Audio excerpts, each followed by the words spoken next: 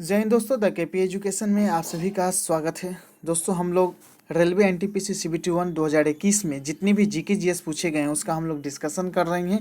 ये lecture number 4 है। इससे पहले 3 लेक्चर आ चुका है। अगर आपने उसको नहीं देखा है तो आप मेरे चैनल पर जाकर देख सकते हैं।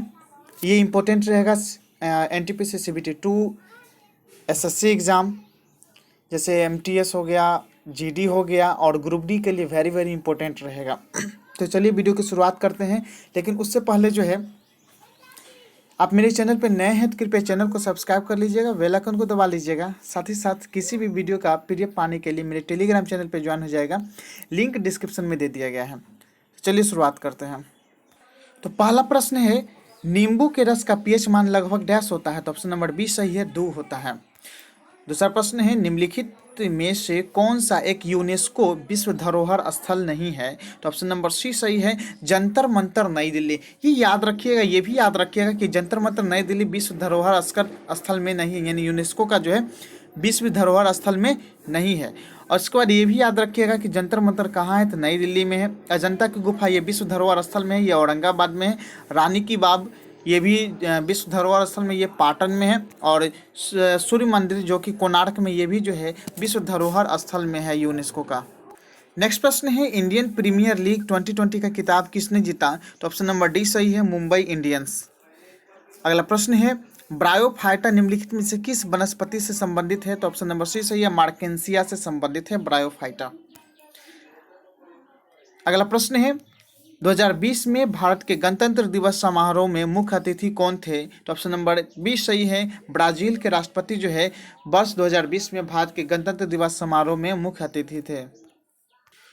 अगला प्रश्न है, निम्नलिखित में से किसे 2019 में भारत रत्न से सम्मानित नहीं किया गया था? तो ऑप्शन नंबर बी सही है, अटल बिहारी वाजपेयी को। देखिए, भारत 2019 में 3 व्यक्ति को भारत रत्न दिया गया था। पहला प्रणब मुखर्जी, दूसरा नानाजी देशमुख और तीसरा भूपेन हजारिका। ये तीनों को जो है 2019 में भारत रत्न दिया गया था।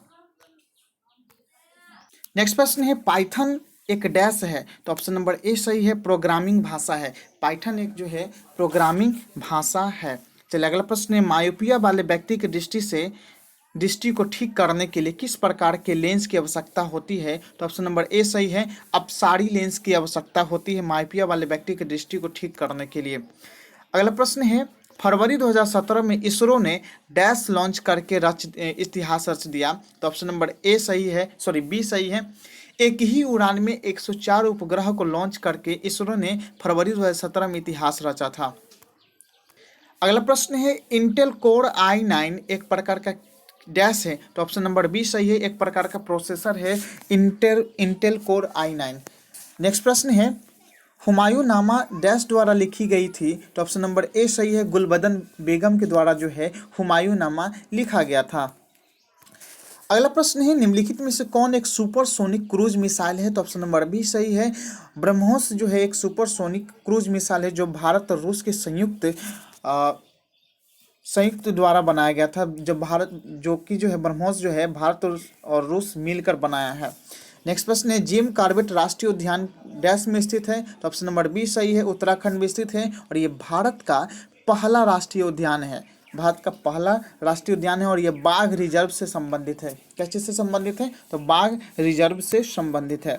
चलिए अगला प्रश्न है, जीएसटी भारत में अधिरोपित एक अप्रत्यक्ष कर। ये याद रखिएगा, जीएसटी जो है एक अप्रत्यक्ष कर है। और यहाँ पर पूछ दिया है कि जीएसटी का फुल फॉर्म क्या है? तो ऑप्शन नंबर बी सही है, गुड्स एंड सर्विस टैक्स। क्या है? ऑप्शन नंबर बी सही है, गुड्स एंड सर्विस टैक्स जो है जीएसटी का फुल फॉर्म है। नेक्स्ट प्रश्न है, दक्षिण अमेरिका का सबसे बड़ा देश कौन सा है? तो ऑप्शन नंबर ए सही है, ब्राजील। ब्राजील जो है दक्षिण अमेरिका का सबसे बड़ा देश है। अगला प्रश्न है, भारत का केंद्रीय औषधि अनुसंधान संस्था कहाँ पर स्थित है? तो ऑप्शन नंबर डी सही है, लखनऊ में स्थित है भारत का केंद्रीय औषधि अनुसंधान संस्था। नेक्स्ट प्रश्न है, एंट्रिक्स कॉर्पोरेशन लिमिटेड बेंगलुरु क्या है? तो ऑप्शन नंबर बी सही है, इसरो की मार्केटिंग शाखा है एंट्रिक्स कॉर्पोरेशन लिमिटेड। अगला प्रश्न है, निम्नलिखित में से कौन सा यूरेनियम के खनन के लिए प्रसिद्ध है? तो ऑप्शन नंबर सी सही है, जादूगोड़ा जो है यूरेनियम के खनन के लिए जो है प्रसिद्ध है। नेक्स्ट प्रश्न है, संयुक्त राष्ट्र पर्यावरण कार्यक्रम विश्व पर्यावरण दिवस 2020 का आयोजन निम्नलिखित में से किस देश में किया गया था? तो ऑप्शन नंबर ए सही है, कोलंबिया में किया गया था। अगला प्रश्न है भारत की सबसे लंबी राजमार्ग सुरंग कौन सी है? तो ऑप्शन नंबर सी सही है, अटल सुरंग। भारत की सबसे लंबी राजमार्ग सुरंग कौन सी है? तो अटल सुरंग जो है भारत की सबसे लंबी राजमार्ग सुरंग है। नेक्स्ट प्रश्न है निम्नलिखित में से कौन सी नदी अरब सागर में गिरती है? तो दो नदी गिरती है, एक नर्मदा गिरती है और दूसरा गिरती है ताप्ती। तो नर्मदा और ताप्ती जो है अरब सागर में जाके गिरती है। अगला प्रश्न है यूनेस्को का मुख्यालय कहाँ पर है? तो ऑप्शन नंबर डी सही है, पेरिस में है। पेरिस में जो है यूनेस्को का मुख्यालय है। चलिए नेक्स्ट प्रश्न है समग्र शिक्षा स्कूली शिक्षा के लिए एक योजना है जो डैश के लिए है? तो ऑप्शन नंबर ए सही है, प्री नर्सरी से लेकर 7 तक की कक्षा के लिए जो है समग्र शिक्षा स्कूली शिक्षा के लिए एक योजना है। अगला प्रश्न है बेरी बेरी एक रोग है जो डैश की कमी के कारण होता है? तो ऑप्शन नंबर बी सही है, विटामिन B1 की कमी के कारण होता है। और विटामिन B1 का रासायनिक नाम है थायमीन नाम है। विटामिन B1 का रासायनिक नाम क्या है? तो थायमीन है। अगला प्रश्न है लोकसभा और राज्यसभा की संयुक्त बैठक की अध्यक्षता कौन करता है? तो ऑप्शन नंबर बी सही है, लोकसभा का अध्यक्ष करता है। नेक्स्ट प्रश्न है एक प्रसिद्ध यात्री इब्न बतूता डैश मूल की निवासी था? तो ऑप्शन नंबर ए सही है, मोरक्को का निवासी था इब्न बतूता।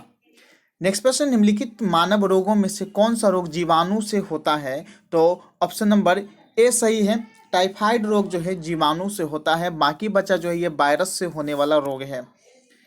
नेक्स्ट प्रश्न है नवंबर 2020 के अनुसार भारत में उच्च न्यायालयों की संख्या कितनी थी? तो ऑप्शन नंबर सी सही है, 25।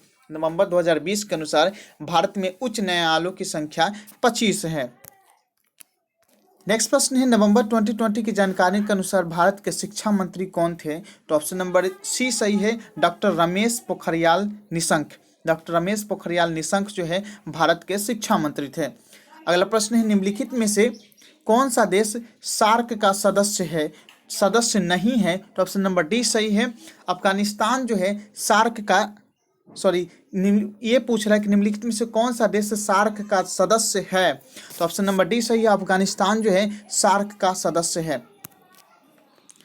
नेक्स्ट प्रश्न है अगला प्रश्न है 8 नवंबर